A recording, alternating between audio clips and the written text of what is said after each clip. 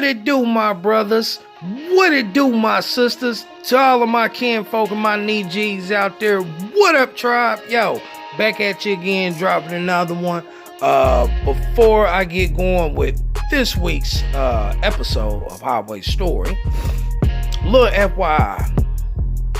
Yes, the video from, the little video clip, short thing that I put out on YouTube and also Instagram of the load shifting. Yes, my load did shift, but what y'all did not know and what y'all did not see, and I'm kind of glad I didn't show all of that, me and my Mexican brothers, how we actually got the freight from the side of that trailer back to the middle of the trailer. Certain things that we was looking for, in order for us, well, for me, really to move that load safely. Because where I was at, I was literally right around the corner from our plant and whatnot. So enough of all of that. This week's Highway Story comes to you from one of my homeboys. I'm not gonna put his real name out there, so we're gonna call him Brother Bob. All right, but this week's Highway Story comes to you courtesy from Brother Bob, and you know how I always like to set this shit up. So Brother Bob is a Pisces, and I'm still trying to figure this out. Majority of everybody that's involved in my life are Pisces. I got cousins that are Pisces, male and female. My ex-wife, she was a Pisces. My mother-in-law, a Pisces. My moon sign is a Pisces. So it's a lot of Piscean, big bro, both big bros, Larry and Ace, both of them Pisces. And one thing that I have learned from Pisces is don't piss them off, because you piss them off, all hell is coming your way. So now I didn't set that up for y'all. Now the little homie, he's actually been driving for close to about 10 years now.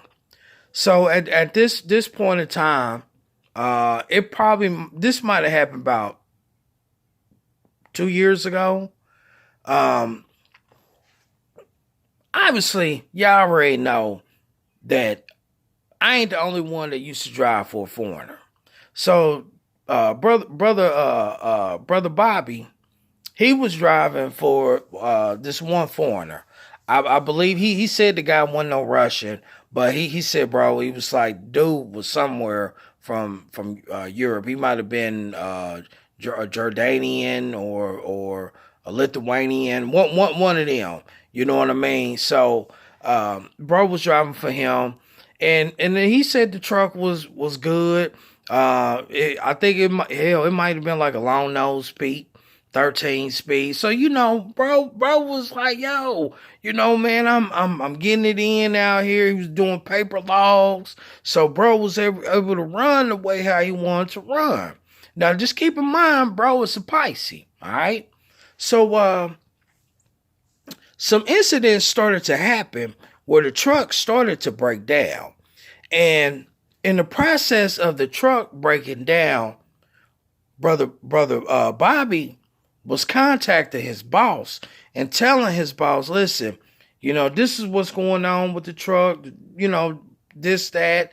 Hell, I remember one time he hit me up and he was like, bro, it was like, I think the alternator might be starting to go bad. So I started asking him certain questions, about what are your lights doing? Is your on the inside of the truck when you looking at your electrical dash? Is it starting to flash? You know little telltale signs and whatnot. And it was true. The alternator was starting to go bad. So the alternator had wound up getting replaced. I think a tension belt had wound up breaking on it. But what put the icing on the cake for Brother Bobby was the drive shaft had snapped off. Now, if y'all know anything about cars, pickup trucks, SUVs, it's the same kind of setup when it comes to a semi truck. But a drive shaft is this long ass, look like a pipe, and it spins, and it's connected to some other stuff that helps spin also. And basically, it's kind of what allows the vehicle to go in motion. So it's constantly spinning and everything. Well, when that snaps off or breaks off, you ain't going nowhere. So this incident wound up happening in Little Rock, Arkansas, on Interstate 40. Bro said he was like just left the pilot truck stop. He said, bro, I just got on the highway. I started to pick my speed up, and I just hear boom. He was like, and then truck just lost all fucking power. I asked him, because he was still alive when I was talking to him. I said, was anybody behind you? Did anybody hit you? Because when shit like that happens, you know, yes, your momentum is only going to take you so far and whatnot. And then you're going to come to a stop. So he said, bro, safely I got everything off the road. Got everything on the shoulder. Called boss man, told him what was going on. And he said, bro, you know, I don't like to call no other man a bitch. I was like, right.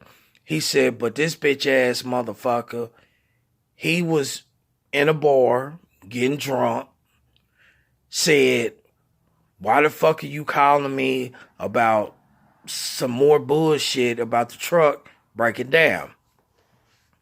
So the little homie, he lost it. He lost it. He was like, listen, man. He was like, I don't know how y'all do shit. Where you from? He was like, but over here, you have to spend money in order to make money. Dude couldn't comprehend what he was saying. So he broke the shit down a little bit further. And he told him, your equipment is breaking down. You need to take money out of the profit that you're bringing in. And you need to set that shit aside for situations like this. If your truck break down, financially you got enough money, you could get the shit fixed and all this other shit. So him and his boss, they was literally arguing, going back and forth, calling each other all kinds of names and whatnot. And when it was all said and done, the boss man, he wound up having a wrecker come to pick the little homie up. The truck and the trailer, and was going to a shop. But this is the kicker. And this is where this story turns upside down. And this is where I say you don't fuck with a Pisces.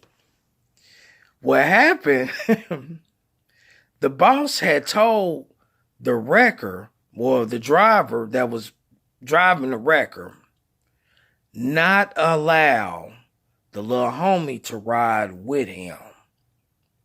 Little bro lost it. He lost it.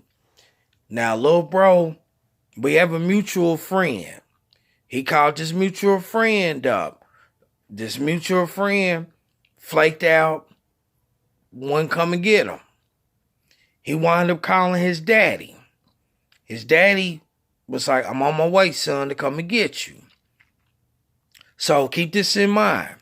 So the other driver, was telling the little homie, he was like, listen, man. He was like, yo, boss, he was like, that motherfucker ain't about to right. He was like, that motherfucker told me, don't allow you to get in this truck with me because he said he's done fucking with you. So, well, when they got to where they got to, the little homie said, man, it's some shit. You know, I need to get out this truck and whatnot, but my pops, he's on his way. You know, is it cool? So the driver was like, yeah, take your time. Do what you gotta do. Man, the little homie told me, he said, bro, he said, what the motherfucker didn't know, what I had planned, he said, I had a big ass tall can of Monster. He said, I knocked that shit real quick. He said, then I wound up drinking like some Pepsi and some other bullshit. And I'm like, well, what was the point of you doing all of this? He was like, I was trying to force myself to pee. And I said, huh? He said, yeah. He said, bro. He said, man, I got all my shit up out of there. He said, I pulled my dick out. And he said, I just started pissing all on the mattress. He said, I started pissing all on the back walls. I started pissing on the driver's seat, the passenger seat, all on the steering wheel, all on the dashboard. He said, bro, he said, I peed all in that goddamn truck. Oh, shit. He said, man, Pops came and got me. He was like, man, we got the fuck up out of there. He was like, then this bitch ass motherfucker gonna come call me talking about, bro, that was some real foul shit you did. Oh, shit. That's why I say, don't fuck with them motherfucking Pisces, boy. Them motherfuckers is something else. You know what I'm saying? So, the message, y'all gotta forgive me because I was like literally crying on that shit. The message of this week's highway story is be careful of who you talk shit to. Cause you never know. As always, fam, peace, love, and joy. Holla. What it do, fam? If you like the content that I'm putting out for Highway Stories, make sure you comment, like, subscribe, and share. And as always, peace, love, and joy. Holla!